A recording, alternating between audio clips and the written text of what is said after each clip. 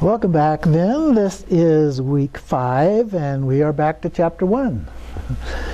Part 2, of course, but chapter 1 nevertheless, Taking Refuge, the foundation stone of all paths. So we did the 4 thoughts that turn the mind, and recall that the purpose of the 4 thoughts is to get people to change their mind, to commit to doing the practices of Buddhism and seeking liberation or enlightenment for themselves and also hopefully for others. So those are referred to as the common Ngondro because the basics there are common to all of the different Buddhist traditions. And so the ones that we are embarking in through the rest of this are the uncommon Ngondro, indicating that it is not common to all of them. Nevertheless, we're starting with refuge. Refuge is common to all of them. So the terminology is a little bit off from the way that it's typically articulated, or at least translated. So taking refuge, and at the top, Patrol Rinpoche says, crowned with the 3 jewels of the outer refuge, you have truly realized the 3 roots, the inner refuge. You have made manifest the 3 kayas, the ultimate refuge, or sometimes called the secret refuge. Peerless teacher, at your feet I bow. So the outer, inner, and secret refuge are 3 of the kinds, but there's another one too, most secret. And so the 3 jewels, of course we've talked a lot about that, the Buddha, Dharma, and Sangha. And then the 3 roots are the Guru, Yidam, and Dakini. And sometimes the protectors are also included in that list, which makes them 4 roots. And then the 3 kayas, Namanikaya, Sambhogakaya, Dharmakaya. And then the 4th one, the most secret one, is our own innate Buddha nature. Okay, so there's not a number associated with that, it just is. So, the approaches to taking refuge, here on page 171, it begins with the discussion of faith. And so he talks about 3 different kinds of faith. He starts off by saying taking refuge opens the gateway to being a Buddhist. And so refuge is kind of the symbolic action that we take in terms of becoming a Buddhist. When we take refuge vows, we are a Buddhist. When we haven't taken the refuge vows, we are not a Buddhist. So kind of the technical definition. By itself, it doesn't mean a whole lot because we certainly have to do certain things, as we'll see, associated with that. So taking refuge opens the gateway to all teachings and practices. It's the first step, and then we have to develop a lasting and stable faith, which are listed as 3 kinds. The first one is vivid faith. And so here this is faith that is inspired in us by thinking of the immense compassion of the Buddhas and great teachers. So here we're inspired by things. It could be something that a teacher said that was inspirational to us, and so we decided to kind of take that leap into doing the practice of Buddhism, taking refuge and so forth. Or maybe we read a story about someone like Milarepa or somebody else, and that inspired us to want to get involved. So that is what they call a vivid faith. Other examples he gives here, visiting a temple and the various statues of the Buddha, those kind of things could have inspired us. Or maybe an encounter with a great teacher or spiritual friends. Or just the qualities of the characteristics of some of these great individuals. So a variety of things there associated with vivid faith. The next one is called eager faith. And in this one, it's our eagerness to be free of sufferings of the lower realms. And so our eagerness to enjoy the happiness of higher realms of liberation. Our eagerness to engage in positive actions and benefits that they bring. Our eagerness to avoid negative actions and harms that they cause. So we're eager. We want to move ahead with this. We've kind of made an initial degree of commitment as a part of this, so now we're ready to go on into it and take actions and get some results. Then we have confident faith. And here is faith that in the 3 jewels that rises from the depths of our heart once we understand their extraordinary qualities and power of their blessings. So this one he calls a total trust. We're totally committed now at this particular point in time. I point out, he doesn't mention it here, but I would point out we're not talking about blind faith, because that comes up in some religious traditions, but this is not about blind faith. It does require a degree of trust, of faith in the beginning, to be trustworthy enough to go ahead and follow the instructions until we've had a chance to test them out and see what works for us. Of course, there are lots of alternatives. The Buddha is said to have done over 84,000 different options. So there's lots of choices that we can make in terms of how to follow the Buddha, and not all of them are going to be perfect for us, so we have some choices of things to make. So we have to at least have enough trust to test things out. I often say, try it at least for a month and see if it works for you before you make a decision about whether to do that or not. And then toward the bottom of the page here is a quote, "In those who lack faith, nothing positive will grow." So you have to have some initial faith, some initial trust in order to be able to make these things work for you. At the top of page 173 below the quote, "The compassion of blessing and blessings of the three jewels are inconceivable, but their ability to reach into us depends entirely on our faith and devotion. If you have immense faith and devotion, the compassion and blessings from your teacher and the three jewels will be equally immense. If your faith and devotion are moderate, the compassion and blessings that reach you will also be moderate. If you have little faith and devotion, then little compassion and blessings. No faith and devotion, you'll get absolutely nothing." Okay? So in that sense, these are a requirement for going into this process. Then below the two quotes in the middle of the page there, "When one has confident faith," the third category there, "the Buddha's compassion can be present in anything." A tale of the faithful old woman who was helped towards Buddhahood by a dog's tooth. You may have heard that before. I've told an abbreviated version of this, but her son was a trader. He often went to India on business, and one day the old woman says, "Bring me back a relic from the Buddha, something special." And so she repeated it a lot of times, but her son just kept forgetting. He would go to India, forget about it, come home, "Oh, I'm sorry, I forgot," and so forth. Then one day, as he was preparing to leave again, his mother said, "This time, if you fail to bring me something for my prostrations, I'll kill myself in front of you." So he goes on to India, and then did his business, set off to go back to home, and he had forgotten. He got near the house and suddenly, oh yeah, I was supposed to do that. And so he happened to notice a dog's skull on the side of the road, and he pulled out one of the teeth from the dog, and so he wrapped it in silk, made it very nice, went home, and he gave it to his mother saying, "Here is one of the Buddha's canine teeth. You can use it as a support for your prayers." Well, she believed him, didn't know any better. She had great faith in the tooth, just as if it were really the Buddha's, and did her prostrations and offerings, and from that dog's tooth came many miraculous pearls. Those are tingsels, the little kind of round things that come when somebody dies and they're cremated, and some, especially particular masters, a lot of times they will find those there, kind of like a small pearl. And then when the old woman died, there was a canopy of rainbow light around here. Here's another symbol of somebody having attained liberation or enlightenment, and other signs of accomplishment. So her faith was imbued with the Buddha's blessing. So in spite of the fact that this was just a dog's tooth, the fact that she believed in it, she trusted in it, that was what worked for her. And so that's the kind of faith that we need. If we really believe that this is going to benefit us, help us, then we are going to get benefits from this. It is going to actually help us.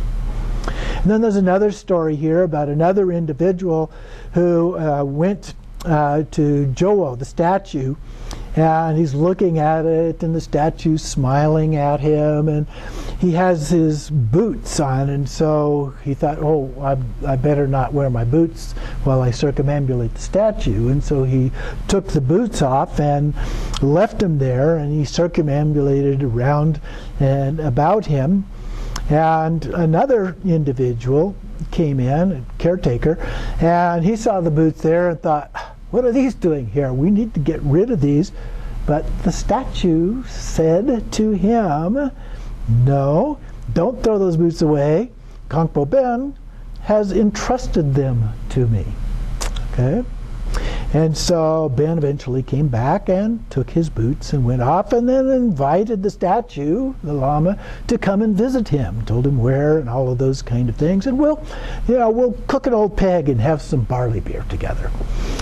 And so the story goes on a little bit, but eventually he does actually show up. He sees them in a stream there through the water. He sees the statue and so forth. Or I guess it was his wife that saw it initially and told him, and he went back and so forth. So the story goes on. But the whole thing is about that trust and faith. There's a quote down at the bottom of this page, 175 here. It is said in a sutra, O Shariputra, absolute truth is only realized through faith. Okay? So we have to have our faith in order for this to work. At the top of 176, you will see the natural state as it really is, as long as we have the faith. And then, in this way, faith and the realization of the natural state support each other. And then he mentions here from Jitsen Milarepa, his student, Dakpo Rinpoche, asked him when he should start to teach. So he's the student of Milarepa. And so he says, one day when you have realization that brings you extraordinarily clear vision of the nature of your mind, quite different from the one you have now. At that time, firm faith will rise in you, and you will perceive me, your old father, as a real Buddha. That is when you should start to teach. And that, of course, refers to the saying that if you see your teacher as just an ordinary human, then you're going to get the benefit of just an ordinary human. If you see them as a very special teacher, then you'll get the benefit of a very special teacher. If you see them as a Buddha, you'll get the benefit of the teaching from a real Buddha. So again, faith is a big part of that. And then the text here continues, our capacity to receive the compassion and blessings of the teacher depends entirely on devotion and faith.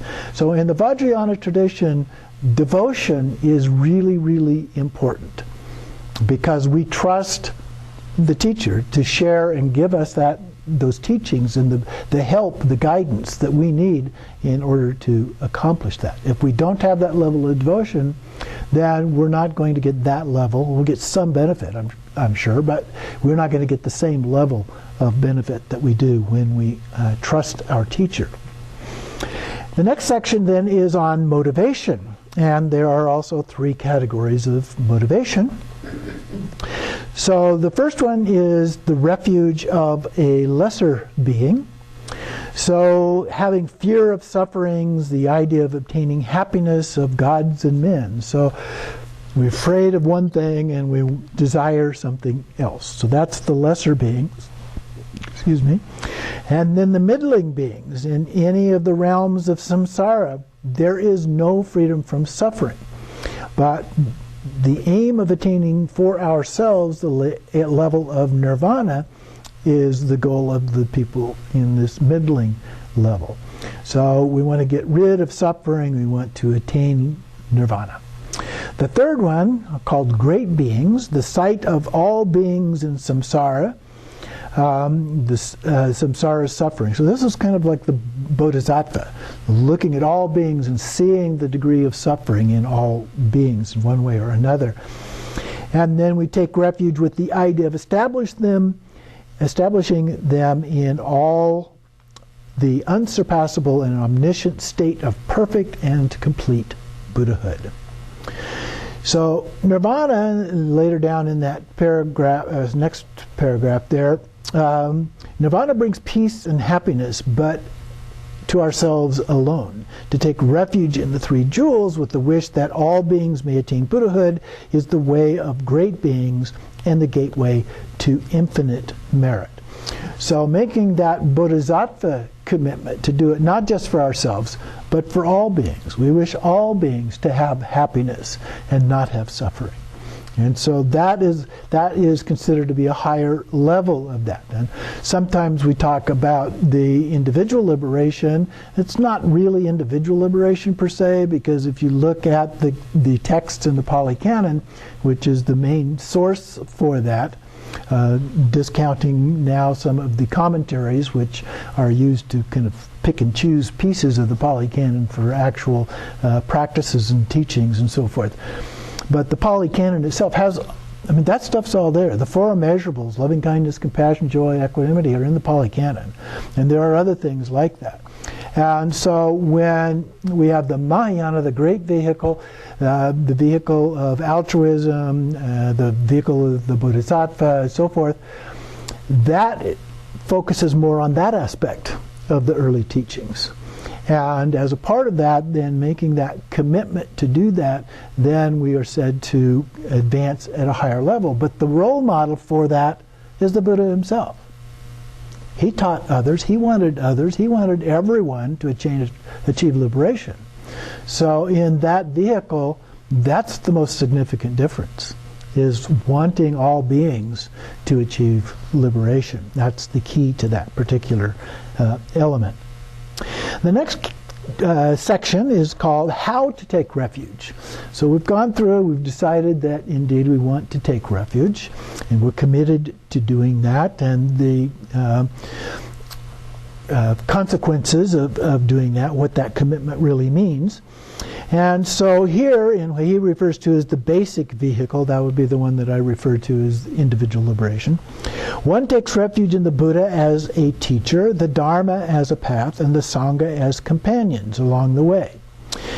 In the extraordinary secret mantra vehicle, so now we're jumping clear over to Vajrayana, is to take refuge by offering body, speech, and mind to the teacher, taking the yidams, they'll be the deities, as support, and the dakinis as companions. And so here we're talking about the generation stage practices. And then the special sublime method of Vajra essence is to take refuge in the rapid path whereby one uses channels of Namanikaya, trains in the energies of Sambhogakaya, and purifies the essences of Dharmakaya. So that's completion stage practices that is being referred to. And then the ultimate and infallible stage is based on the primordial wisdom inherent in the refuge itself. So the essential nature is emptiness. Its natural expression is clarity. Its compassion is all-pervasive. Taking refuge here means to realize the great inseparability of these three aspects of primal wisdom. This is the Dzogchen approach to taking refuge. So then he goes on to talk about the actual practice of taking refuge here, and he says, first, visualize the field of merit. This is basically the mandala of the guru or teacher as Buddha, and so we have a refuge tree over here. So he goes on then to give a description of this. This is the Nyingma refuge tree. Each branch has their own version of that, because in part what it has is the key figure for that branch in terms of representing the Buddha, but also the lineage. So the different individuals that are part of that represent the lineage, that particular lineage. So continuing on page 178, then he goes into the place. It's a Buddha field, beautiful and pleasant. The ground is smooth. The surface is a mirror, like a mirror, very smooth. No hills, valleys, other irregularities in that. In front of yourself is a wish-fulfilling tree with 5 great branches. So this would be the wish-fulfilling tree, if you will, as a whole. Take the whole thing. And so It has perfect leaves, flowers, and fruit that fill the entire sky. It's hung with jewels and bells and so forth. Then on the central branch, there is a jeweled throne upheld by 8 great lions. Now that actually may vary a little bit from one lineage to another. And then there is a seat made up of a multicolored lotus with a sun and moon disk on top of that, and then the root teacher for the particular lineage, but we can visualize our own root teacher as that individual, that particular Buddha. And then the incomparable source of compassion, embodiment, and so forth of all of the Buddhas, past, present, and future. And then in the form of the great Vajradhara of Odhyana. So this is a Nyingma text, so we're talking here about Padmasambhava, which is the one represented in our image over here. Then in his right hand he has a Vajra and the threatening gesture, so this is a Vajra, so he's holding that with his thumb and 2 fingers and the threatening gesture as a part of that. And then in his left hand is a skull cup filled with ambrosia of deathless wisdom, so he's holding that down here at his navel level. And then a lotus hat, the particular hat that he wears is called a lotus hat. There's several different types of lotus hats, but that's one of them. And then seated in union with him is his consort, Yeshe Tsogyal, holding a hooked knife and a skull cup as well. Then we visualize him in the space before us, so right in front of you, whatever way that you happen to be facing. And he is facing toward you. Above his head then are the lamas of the lineage that I mentioned. So they're kind of stacked up there, one above the other, sometimes others as well. And then particularly the main figures of the heart essence lineage, in this case, the Great Perfection. So we have Samittabhadra, and then Vajrasattva, Gerup Dorje, Manjushri Mitra, Sri Simha, Jnana Sutra, Vamilamitra, Padmasambhava, as well as his 3 closest disciples, the king, Trisondetsen, and Viratsana, and Yeshe Tsogyal. And then also we have Longchen Rabjampa, or Longchenpa, and Jigme Lingpa, all some of the key figures that are represented in here. They're all surrounded by a multitude of Yidam deities and by Dakas and Dakinis. And then in front, there's a front branch, which are the ones located down toward the bottom there. We have the Buddha, Shakyamuni, surrounded by the 1,002 perfect Buddhas of the good Kalpa, as well as all the other Buddhas. Well, obviously we can't depict all of those, so we just have a general representation of those. And then light just streams forth from their bodies. That's all of them, from Padmasambhava in the center, to the lineage, to the gurus, the yidams, all of those.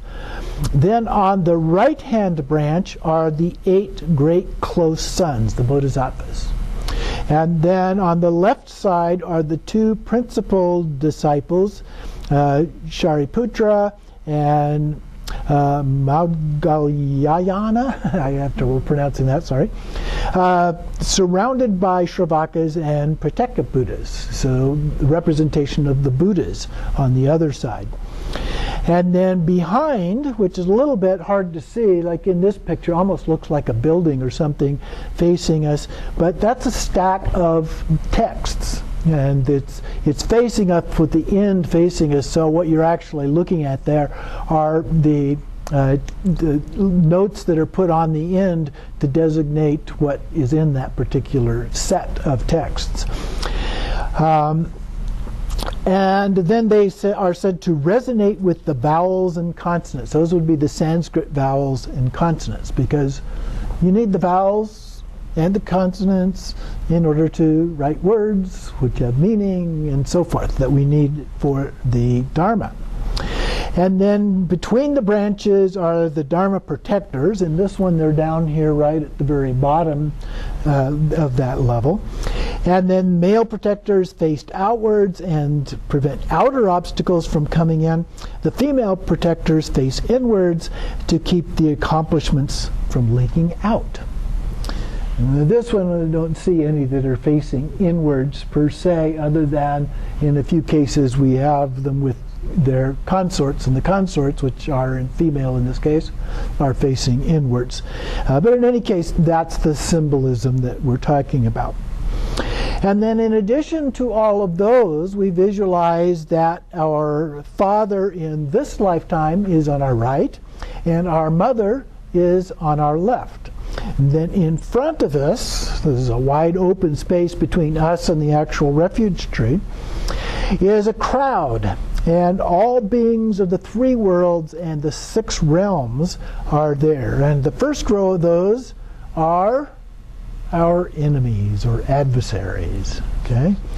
And so all these beings are standing up with us, and then with the palms of their hands joined together, so at the heart level, and then expressing respect with your body, do prostration. So when we take refuge, when we say the refuge prayer, we are taught to do prostrations. Now sometimes we're in places where we don't have room to do that, and so we can't do that. So we could just do the a little bow is fine as a part of that. You could do a full body prostration if you have the area and your body is capable of doing that. Some people have trouble doing that. Or you can do a half prostration where you just go down on the hands and knees, touch the head, both hands, both knees, and so that is said to represent it as well. In some cases, I even say just a visualization of doing that is sufficient. But we do whatever we can. And so that represents the body aspect, and then with our speech, we recite the refuge prayer. And there are actually a lot of different variations of refuge prayers, and he gives a few in here, so we'll look at those. And then with our mind, we cultivate a particular thought, which he articulates here. O teacher and three jewels, whatever happens to me, favorable or unfavorable, pleasant or painful, good or bad, whatever sickness and suffering befall me, I have no other refuge nor protection than you. You are my only protector, my only guide, my only shelter, and my only hope.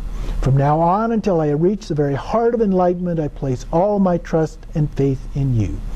I shall neither seek my father's counsel, nor ask my mother's advice, nor decide on my own. It is you, my teacher, and the three jewels that I take as my support. It is you that I make my offer. To you I make my offerings. I pledge myself to you alone. I have no other refuge, no other hope than you. Now that's a little exaggerated from what the actual vow, the refuge vow itself says, but the basic idea is that you're making this commitment. You could abbreviate that by simply saying something like, "O teacher and three jewels, I have no other refuge or protection than you. You are my protector, guide, shelter, my only hope. And from now on until I reach enlightenment, I place my trust and faith in you." That's the essence of what this is. And we don't actually say this, we're just thinking this, feeling it, experiencing this sense of commitment that we are making. And then we recite the actual prayer. We have some in our prayer book, and different ones in different places, depending on the particular practice. But this is the one that he cites here. In the Sagachas of the three roots, the true three jewels, in the bodhicitta nature of the channels, energies, and essences, and in the mandala of the essential nature, natural expression, and compassion, I take refuge until I reach the heart of enlightenment. So it has the outer, inner, and secret refuge embodied in that short prayer. So it's a very nice one. And then say this as many times as possible in each session. Now typically what we're told to do is to recite it 3 times. That's the tradition. And then until you have said it at least 100,000 times. Now he's talking about something a little bit different. When we do the commitment, there's a commitment that is taught in different ways as a part of doing these preliminary practices. And so what he's talking about here is doing it by number. The tradition is that you would do this with prostrations 100,000 times. Now, monks and nuns usually or often do a 3-year retreat after going through the first part of their education, basically like going through high school. And so they do this 3-year retreat. And about the first 6 months, however long it takes, they spend doing all of these commitments in terms of the refuge and the Ngondro, we call it. And so these preliminary practices. And so each of these in this way is done 100,000 times. But that's only one of 3 ways to do this. So it depends on the Lama and what they say. And even by number, sometimes they'll say, do it again. Don't think you're really committed here. Come on now. Quit faking it and do the real thing. Or they may tell you to continue for another month or something like that. So the second one then is based on time. And so one of my teachers, for example, said to do these practices for 1 year. Okay? No matter how many times that you can do it as much as you can, make that your main practice for 1 year. And that is sufficient. There is a third method that is sometimes taught called signs. And so the idea is when you've reached the sign of having mastered that particular part of this practice, then you go on to the next one. And there are 5 or 4, depending how it's done, because we have refuge, but then there's bodhicitta. Sometimes the 2 get combined together, so in that case there's only 4. Or they're done separately, in which case there are 5. We'll get to that a little bit more later. But the signs would be that each one of those, so the refuge one first, to where your teacher is satisfied that you are truly committed to taking refuge and the vows associated with taking refuge and so forth. Then you can go on to the next one, bodhicitta. So he says, we must have the love and compassion of bodhicitta equal to the whole infinity of beings. And we make patience our main practice. So patience is very important. In the West in particular, we tend to be really impatient. We want it, and we want it yesterday. We want it now. And so practicing patience is very important. A lot of times, people calculate out how long is it going to take me to do 100,000 of these, and it's going to take a long time, especially if you're only doing 3 a day, or if you're doing, say, 10 a day, or even 100 a day. It's going to take a long time to go through those to do 100,000 of them. But a lot of people do that. They make that commitment and they keep at it until they accomplish that. It is said, how could we practice patience if there were no one who made us angry? Okay. We need obstacles if we're going to try and be patient, learn to be patient.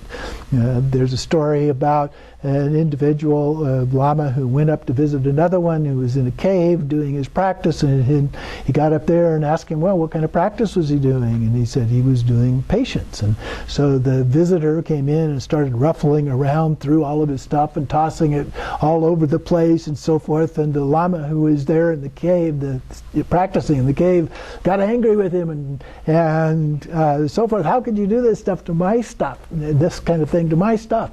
And so forth. And so the visiting Lama turned to him and said, how's your practice of patience? So pointed out in a very deliberate way that he had a way to go in terms of his patience. It's easy to be patient when there's nobody else around not bothering you or anything like that.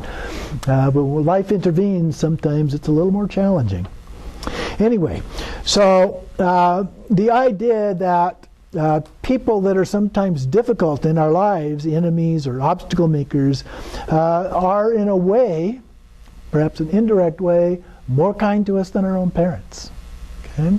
Because they're challenging us to learn something and change our own behavior. There's some more stuff on this in the next chapter when we look at the 6 perfections. So we'll skip over here, moving to the very bottom of that, page 181. When the time comes to conclude the session, visualize innumerable rays of light stream out from the refuge deities. So they're in front of you. So all of these rays of light stream out.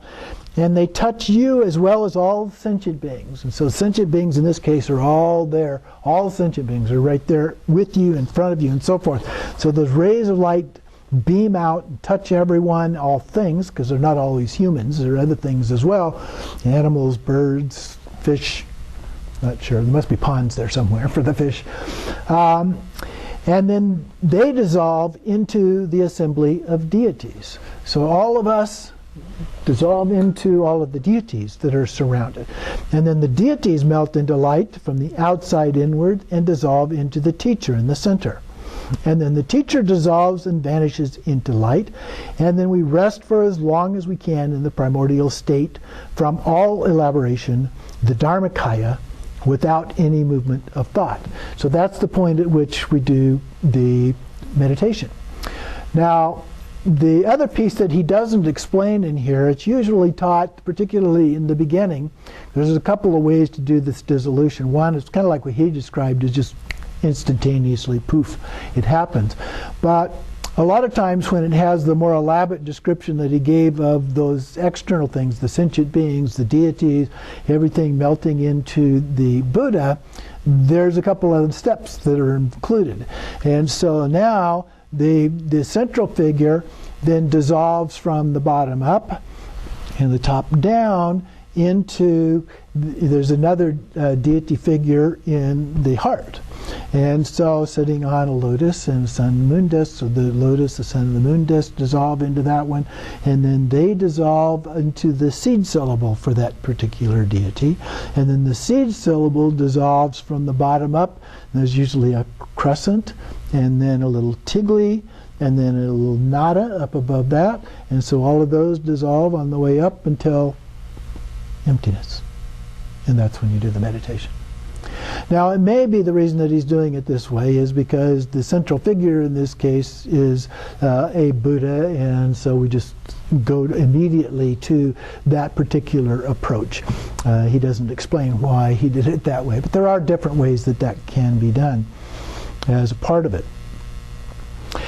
And then he says, as you arise from the meditation, then dedicate the merit.